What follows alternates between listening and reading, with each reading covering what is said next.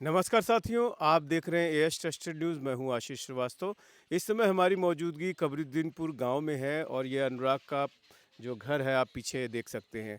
अनुराग यादव के केस में जो हत्यारा लालता है उसका मकान इसी घर के पीछे है और इस घर पे जो मुकदमा जो है दाखिल किया गया था वो स्टेट गवर्नमेंट की तरफ से दाखिल किया गया था। इसमें जो उसके मकान पे जो नोटिस चस्पा थी वो प्रदेश की सरकार के जो कर्मी हैं, तहसीलदार हैं, उन लोगों ने चस्पा की थी।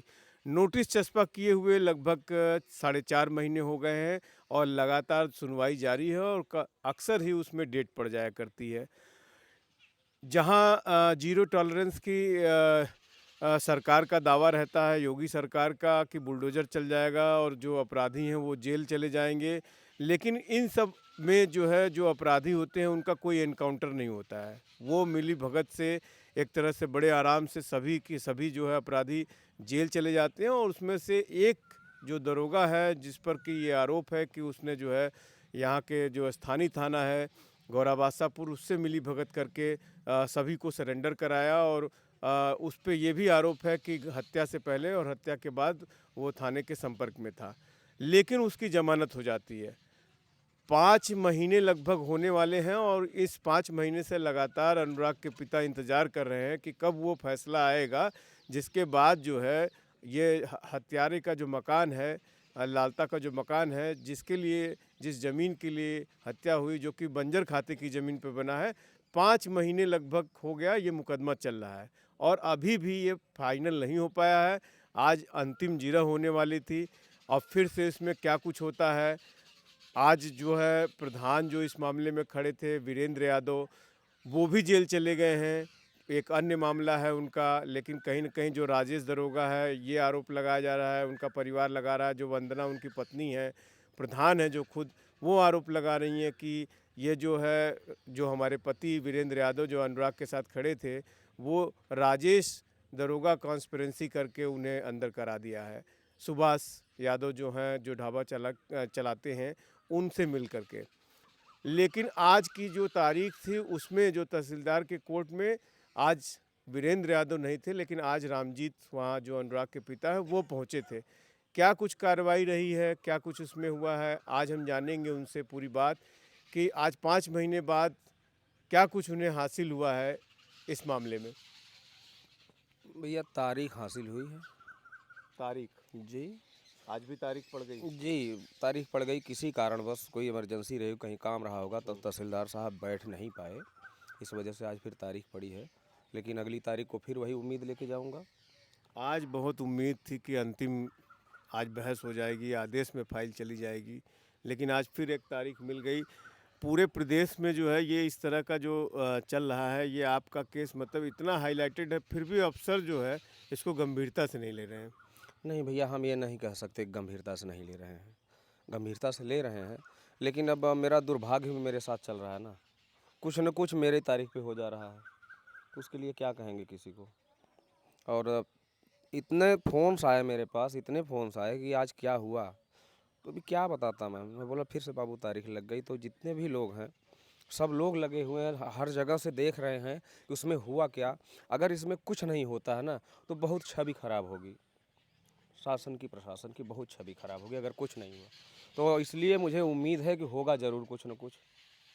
सोशल मीडिया पे इतना सब लोग देखते रहते हैं, लोग इंतज़ार कर रहे हैं, जिस जिस तारीख को जितनी शिद्दत से आप इंतज़ार करते हैं, सोशल मीडिया पे जो लोग इस खबर को देख रहे हैं, अनुराग के लिए न्याय की गुहार लगा रहे हैं, न्याय का इंतज़ार कर रहे हैं, वो लोग भी देखते रहते हैं कि आज तारीख है और बड़े मायूसी हाथ लगती है। आप गए थे शहर? जी जी, मैं शहर गया था और जो जो लोग देख रहे हैं और उन लोगों के प्यार दुलार के लिए मैं बहुत प्रणाम करता हूँ, बहुत आभारी हूँ। और आप लोग भी साथ में मेरे खड़े हैं मेरे दुख दर्द में, इसके लिए भी धन्यवाद आपको। और हम लगे हुए हैं, आप लोग लगे हैं तो हम भी लगे हुए हैं, पीछा इनका छोड़ेंगे नहीं।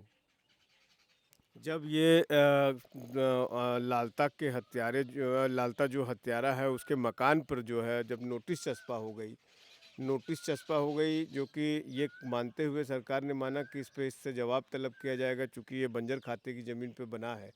तो आज 5 महीने से ये डेट पे डेट दे रहे हैं, जबकि बहुत जल्दी बुलडोज़र चल जाता है। जी, दरअसल सुप्रीम कोर्ट की कुछ गाइडलाइंस आ गई थी, कुछ देरी उस वजह से हुई, कुछ देरी हुई, कभी दुखद घटना हो गई, कोर्ट बंद हो गई, कभी कोई प्रस्ताव आ गया, बीच में बार काउंसिल का इलेक्शन था, उसके बाद फिर त्यौहार आ गया, तो फिर डेट पड़ी थी, तो आज फिर कोई इमरजेंसी आ गई थी, पूरा अमला परेशान था, शासन प्रशासन सब, तो तहसीलदार साहब भी वहीं थे, तो किसी को दोष नहीं दे सकते, और दोष है तो सिर्फ मेरी नसीब का दोष है।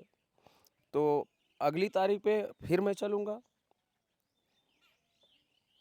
और देखते हैं उसी उम्मीद के साथ, जैसे आप लोग उम्मीद करके रखे हो, उसी तरह से मैं भी उम्मीद पे हूँ कि अगली तारीख पे ऐसी कुछ अनहोनी ना हो और फैसला हो जाए। योगी कहते हैं ज़ीरो टॉलरेंस है।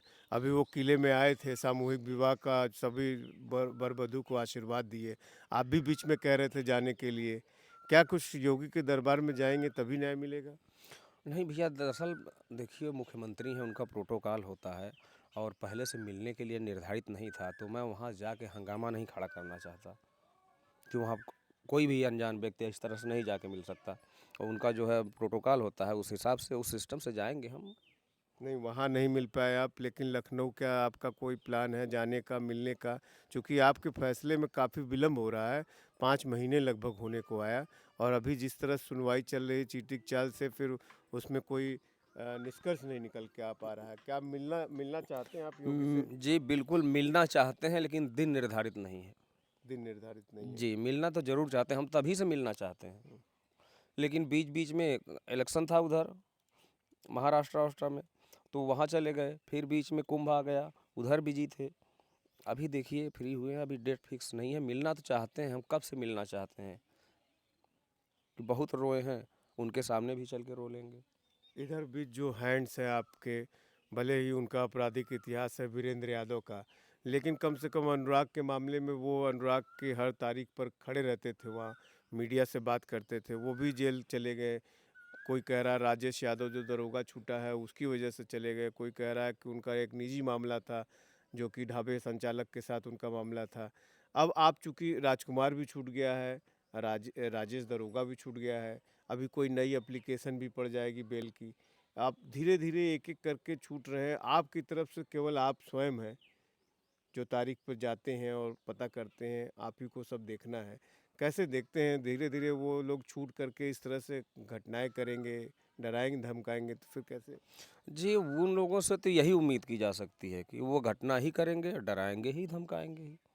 तो उन लोगों से और किसी चीज़ की अपेक्षा नहीं की जा सकती, और उसको किस तरह से हम देखें, आप सोचिए, तो डरा सहमत परिवार है यह शुरू से, इसीलिए तो गार्ड साहब हैं यहाँ पे, तो थोड़ा तसल्ली है, कोई दिक्कत प्रॉब्लम नहीं होगी।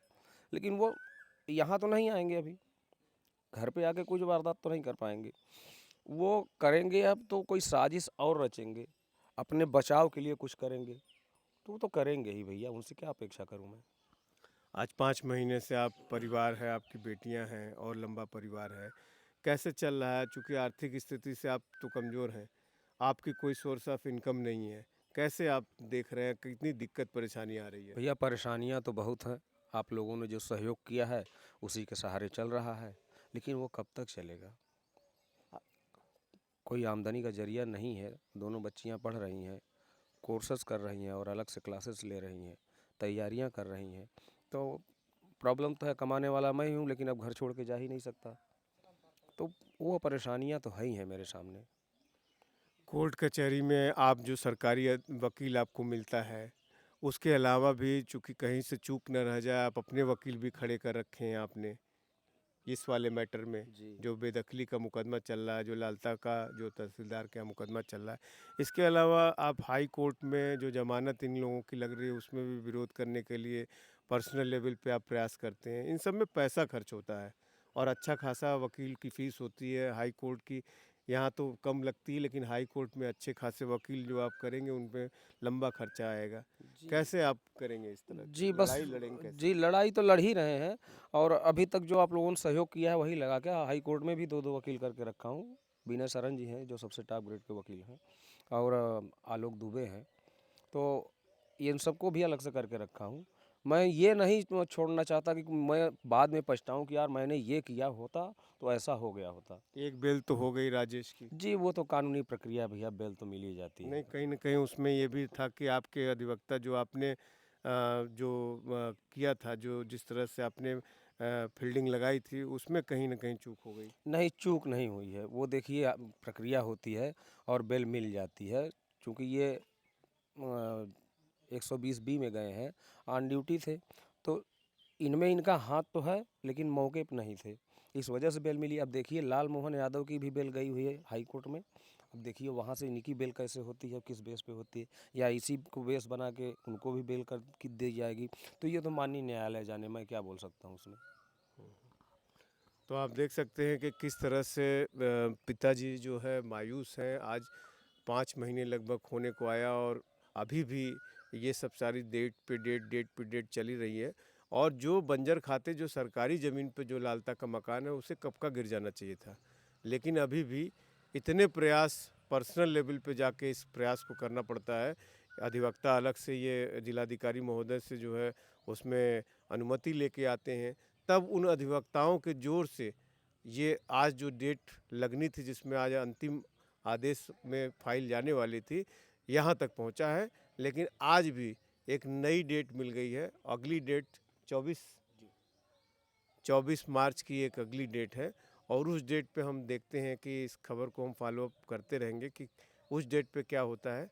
सभी दर्शकों को इस खबर से अवगत कराते रहेंगे। अच्छा, एक बात और कि क्या आप पब्लिक में कोई अपील करना चाहते हैं कि आपकी कोई मदद हो सके इस तरह की, जैसे आपको कोई आर्थिक इस तरह की कोई वो हो? जी, ज़रूर करना चाहेंगे। अभी तक तो जो है चल ही रहा है और जिस तरह से क्योंकि ये सबका न्याय प्यार की मिला। लड़ाई जी, है। जी। अधिवक्ता की फीस तो देनी ही होती है, कोई इमोशनल उस तरह से वहाँ नहीं जान चलता है। लीजिए कि हाई कोर्ट में एक अधिवक्ता की फीस 2 से ढाई लाख रुपए है। हम्म, 2-2 अधिवक्ता हैं, हम्म। तो आप उतना समझ लीजिए। बाकी इधर इनकम का ज़रिया बंद है। 2-2 अधिवक्ता यहाँ भी लगा के रखा हूँ। आप लोगों ने जो सहयोग किया, आप लोगों ने कहा है कि आप लड़ाई लड़िए, हम लोग साथ में हैं। तो आप लोगों के सहारे लड़ रहा हूँ और उस सहयोग के लिए धन्यवाद। और फिर भाई ज़रूरत तो पड़ेगी ही। तो इस वीडियो में हम एक क्यूआर कोड, जो लेटेस्ट क्यूआर कोड इनका होगा, क्योंकि पहले लोगों ने उसमें मदद भेजा है, लेकिन अभी लड़ाई ये बहुत लंबी दिख रही है, जो कि कानूनी लड़ाई है। और कानून जो वहाँ अधिवक्ता होते हैं, कोई इमोशनल उनका वो नहीं है, आपके साथ खड़े हैं, लेकिन उन्हें भी जो एक मोटी रकम उनकी फ़ीस की होती है वो देना होता है। और इनकी कोई सोर्स ऑफ इनकम नहीं है अनुराग के पिता की। अभी सारी चीज़ें रुक सी गई हैं, केवल बेटियों की पढ़ाई लिखाई चल रही है और इनका कोई काम धाम नहीं चल रहा है। तो इस क्यूआर कोड पे जो इस वीडियो में पूरे शुरू से अंत तक हम लगा देते हैं, अगर कोई भी कुछ भी मदद करना चाहे वो मदद कर सकता है। एएस टेस्टेड न्यूज़ के लिए आशीष श्रीवास्तव, जौनपुर।